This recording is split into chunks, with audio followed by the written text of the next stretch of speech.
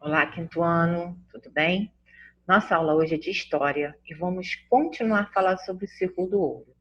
Vocês lembram que o ouro foi uma matéria importantíssima na colonização do nosso país? Então, mas como foi conquistado o ciclo do ouro? Quem entrou, quem desbravou, quem foi para dentro do interior do Brasil desbravar esse ouro? Então, essa ficha fala assim: a conquista do interior, entradas e bandeiras. E aí, nós vamos começar a falar disso. O que foram as entradas e as bandeiras? Foi a partir do século XVII que as terras do interior do Brasil passaram a ser rotineiramente exploradas. O desbravamento e a povoação dessas terras foram iniciadas por expedições pioneiras, chamadas de entradas e bandeiras. Mas, tia, por que entradas e bandeiras? Nós vamos descobrir o porquê. As entradas geralmente eram expedições oficiais, ou seja, foram organizadas pelo governo da autoridade colonial. Já as bandeiras tinham uma motivação particular, isto é, eram organizadas por colonos que se estabeleceram nos povoados. Vocês viram a diferença? Uma era organizada pela coroa, vamos dizer assim, né? Pelo governo e tudo mais. E a outra era organizada por colonos, por pessoas que queriam explorar. Então, nós vamos iluminar esse parágrafo, as entradas até povoados, que aqui neste parágrafo fala exatamente qual é a diferença de uma e outra, que tinham o mesmo objetivo, apenas a diferença entre elas era de quem organizava as entradas e bandeiras. Os historiadores ainda hoje debatem sobre a caracterização desses dois tipos de expedições, mas ainda assim aceitam a diferenciação mencionada acima. O mais importante é entender os fatores que ocasionaram a criação das entradas e das bandeiras e as mudanças que essas riquezas provocaram no processo de colonização do Brasil. Então, turma, não é importante, claro que nós devemos saber, mas o mais importante é vermos o que isso ocasionou na nossa colonização. Riquezas e escravos. Nossa, vamos voltar a falar dos escravos, tia. Exatamente, mas eles foram peças importantes na nossa colonização, na nossa cultura, na nossa vida. Então, eles fazem parte da nossa história e precisam sempre ser falados. As entradas e bandeiras foram as expedições organizadas para explorar o interior com o propósito de procurar riquezas minerais, tais como ouro, prata e pedras preciosas. Vamos iluminar também esse primeiro parágrafo aqui. Também tinha o objetivo de caçar e aprisionar índios para escravizá-los. A gente já viu isso também, que não dava muito certo, né? No início, os índios até trabalharam, depois começaram a ser escravizados, e por fim foi quando vieram realmente os negros e os índios meio que saíram desse ciclo vicioso que foi a escravidão no Brasil. Havia necessidade de preparo de muitas provisões, como alimentos, armas e instrumentos que deviam ser transportados para os animais. As provisões era tudo aquilo que as pessoas que faziam as expedições precisavam levar. Outra tarefa muito difícil era reunir homens que estivessem dispostos a penetrar mata dentro e permanecer lá não por 1, 2, 3 dias, mas por meses no interior do Brasil. E sem nenhuma certeza que trariam alguma coisa, conseguiriam trazer ouro, trazer prata, trazer alguma coisa que realmente pudesse trazer riqueza para eles. Vamos começar a falar das entradas, que tiveram início logo após a descoberta do Brasil, em 1504. Américo Vespucci organizou uma entrada composta por 30 homens que partiram de Cabo Frio e penetraram no sertão. Martim Afonso de Souza organizou 2 entradas. Após o estabelecimento do governo geral, né, as entradas passaram a ser organizadas com maior frequência, mas ficaram restritos ao interior da Bahia e de Minas Gerais. Esse último parágrafo aqui, nós também podemos iluminar, porque fala de Martim Afonso, fala do governo geral e fala de como deu início a toda essa nossa colonização. São Vicente e São Paulo. Tia, são santos? Não, nesse caso são o nome de 2 capitanias. Vamos ver.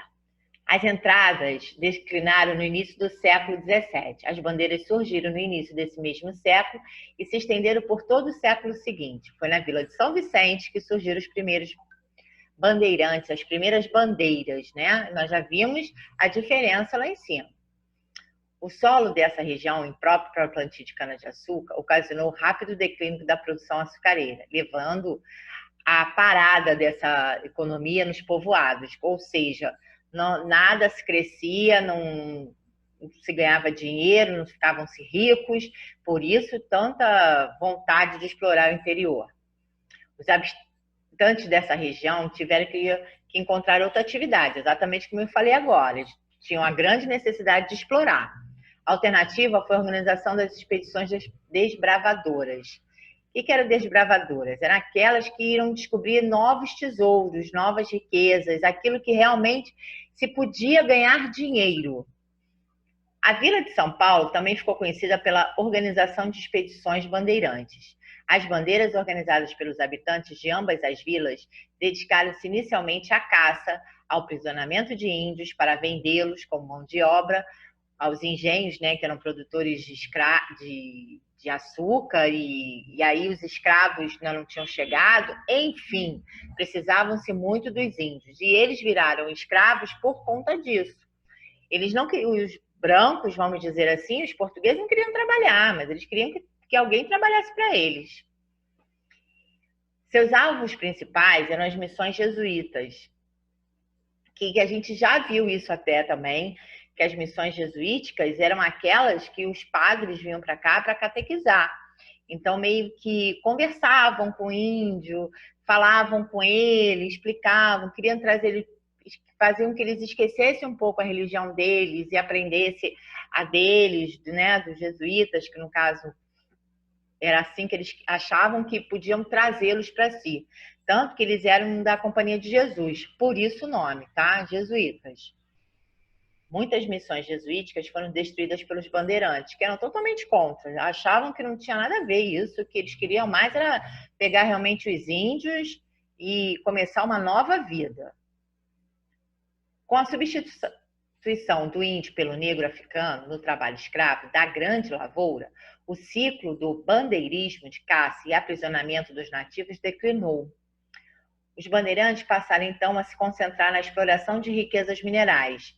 As bandeiras, organizadas pelos habitantes da Vila de São Vicente, começaram a procura de ouro nos leitos dos rios da região e foram percorrendo a zona litorânea, tá? Do litoral, no caso. Esse capítulo que a gente está falando agora, que a gente está mostrando, que estamos estudando, do ciclo do ouro, ele é bem rico nessas informações das regiões, de como os bandeirantes aqui ficaram. Então, é muito interessante a gente prestar atenção, tá? Esse parágrafo aqui, ó, que fala da substituição do índio e tudo mais, nós também podemos iluminar. As bandeiras organizadas pelos habitantes de São Paulo, com o mesmo propósito, foram motivadas a penetrar no sertão brasileiro, favorecidas pela situação geográfica da vila e pelo curso dos rios da região, que facilitavam a exploração do interior. Mas é importante assinalar que a caça e o aprisionamento de índios não parou por completo. Os próprios bandeirantes passaram a utilizar a mão de obra indígena para trabalharem nas pequenas lavouras de subsistência e até nas próprias expedições de exploração. Nós já vimos também que lavouras de subsistência é aquela que se plantava apenas para si, né? Para se alimentar. Não era nada assim uma grande lavoura que eles pudessem vender. Agora, nós vamos passar para povoamento e expansão territorial. Caramba, territorial. O que lembra, né? O território brasileiro era enorme. Eles achavam que no primeiro momento ficava-se só ali, no litoral. Quando eles começaram a entrar pelo interior e começaram a perceber a grandeza do nosso território, viram que tinha ali uma grande mina, né, de riquezas mesmo. As expedições bandeirantes tiveram importância crucial para o povoamento, a diversificação das atividades econômicas e a expansão territorial do Brasil colônia. Vamos iluminar essa frase? As expedições até Brasil Colônia. Ao longo das trilhas percorridas e dos caminhos abertos pelos bandeirantes, foram surgindo diversos povoados, porque acabavam se ficando em certos lugares. E aqueles lugares que eles acampavam, que eles ficavam, no final, se ali eles encontrassem a riqueza, viraria uma vila, viraria um povoado, né? Como a gente está falando agora. As bandeiras que percorreram o litoral à procura de ouro, partindo de São Vicente, deram origem a várias vilas e arraiais, entre elas Cuiabá, Vila Rica, Diamantina, Sabará e Mariana. Outras também surgiram, mas essas foram importantes. Vamos iluminar essas vilas que foram surgindo? Cuiabá, Vila Rica, Diamantina, Sabará e Mariana. Esse é o mapa das principais bandeiras do século 17 e 18. Olha aqui, saíam daqui, olha, e percorriam todo o interior do Brasil. Eles, na verdade, conheciam muito pouco, né? Eles tinham essa faixa litorânea aqui, e quando eles começaram a desbravar o interior, viram como o Brasil era grande. As expedições bandeirantes também possibilitaram a descoberta de riquezas minerais como ouro, prata, diamante, metais preciosos, que deram origem ao novo ciclo econômico da exploração colonial. Enquanto as entradas respeitavam os limites territoriais fixados pelo Tratado das Tordesilhas, que dividia as terras do continente americano entre Portugal e Espanha, as bandeiras não. Elas ultrapassavam essa fronteira em direção às regiões sul, norte e centro-oeste. Ainda tinha isso. Nós tínhamos um tratado, né, que delimitou um pedaço do nosso território era português, outro pedaço era Espanha, era da Espanha, e eles não queriam saber, né? Eles iam entrando no... tô aqui, vou para dentro, quero essa riqueza, é tudo mesmo a mesma terra. Não respeitavam em nada esse tratado. Aqui, a gente já fala de mitos e monumentos. As bandeiras deram origem a narrativas épicas, mitos e lendas sobre desbravamento e conquista do sertão brasileiro, que hoje fazem parte do simbolismo regional. Eram apenas lendas, né? Viraram lendas, vamos dizer assim. Embora tenham sido responsáveis pela escravização e dizimação de inúmeras etnias indígenas e pela destruição de muitas missões jesuíticas, os bandeirantes são retratados como homens heróicos, portadores de muita coragem, bravura, aventureiros que entraram na mata e desbravaram esse interior. Eles, na verdade, eles são caracterizados não como os vilões, mas sim como heróis que descobriram o interior do Brasil. E aí nós vamos aqui conhecer 3 tipos de bandeiras: a caça aos índios, o sertanismo de contrato e a mineração. Caça aos índios, os grandes bandeirantes que eram assim bons, né, conseguiam grandes objetivos, era Domingos Jorge Velho e Manuel Preto. Antônio Raposo Tavares também. Sertanismo de contrato é combater os índios que atacavam as fazendas, né, e recuperar aquilo que porventura eles tivessem pego. Então, eles eram pagos para isso. E mineração, depois que os holandeses saíram daqui e com o crescimento do comércio de escravos, foram tudo deixando de lado e passou a ser realmente a procura de riquezas minerais. E aqui a gente volta a falar se eles eram heróis ou vilões, né? As bandeiras, por um lado, causaram o extermínio de milhares de índios e, por outro, contribuíram para a expansão do território brasileiro. Ao mesmo tempo que várias tribos indígenas foram dizimadas, por outro lado, o território brasileiro foi se expandindo. E aí nós conhecemos vários lugares, passaram a ter as terras que tanto queríamos. Durante muito tempo, os bandeirantes foram encarados como heróis. Eles teriam sido os desbravadores que contribuíram para a construção do nosso país. Justamente o que eu estou falando, expandindo até nossas fronteiras. Mas essa imagem deu lugar a se mostrar como que eles eram bandidos cruéis, sanguinários, aqueles que não respeitavam aldeias indígenas, entraram matando crianças, mulheres, escravizaram os índios. Mas mesmo assim, eles entraram na história do Brasil como figuras muito polêmicas, pessoas que eles eram os bons ou eles eram os ruins? Eles realmente foram os bandidos dessa história toda ou eles foram os heróis que trouxeram para o Brasil grandes riquezas, fazendo assim com que nós crescêssemos, né, territorialmente? Enfim.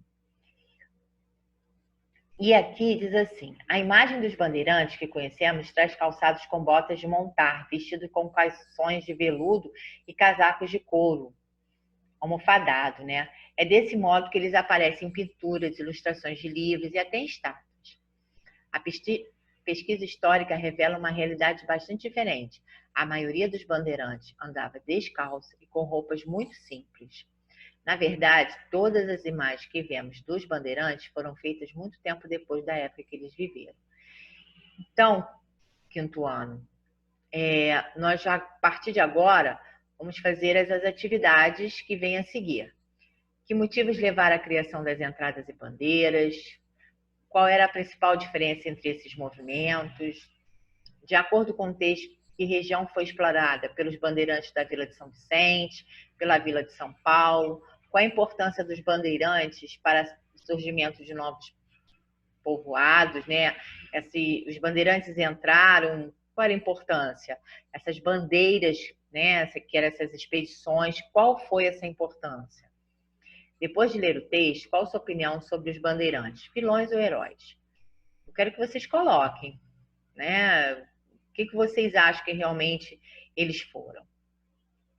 Na 4, diz assim: as entradas foram expedições organizadas pelo governo de Portugal com o objetivo de penetrar e conhecer o interior do Brasil, sem ultrapassar a linha estabelecida pelo Tratado de Tordesilhas. Já falei isso lá em cima, né? Que eles não respeitaram em nada esse tratado.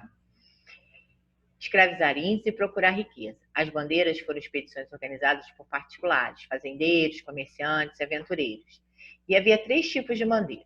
Complete o esquema com o nome delas, ok? Cada uma tem o seu significado, aqueles que foram importantes. Então, quinto ano, essa foi uma aula de história. Falamos sobre as entradas e bandeiras, porque já vimos também sobre o ciclo do ouro.